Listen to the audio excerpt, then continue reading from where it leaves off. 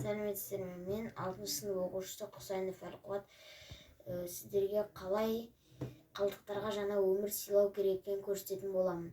Ол үшін бізге фломастер, қайшы, шампунь ыдысы керек болады.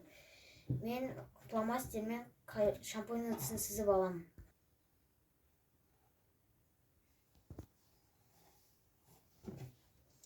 Мен өстіп сызып алдым, енді бұны құятын боламын.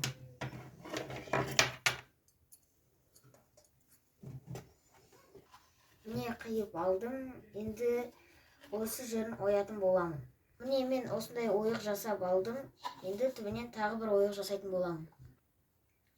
Мінекей түбін ойып алдық, енді жасаған нәрсемді қалай қолдану керек екенін көрсететін боламын. Мінекей телефон қуаттағышын алып, астындағы ойыққа салатын боламыз. Одан кейін телефонымызды алып қуаттағышқа саламыз. Оны шығарып алғаннан кейін телефонымызды зарядтайтын боламыз. Осылай қалдықтарға жаңа өмір сыйлайтын боламыз.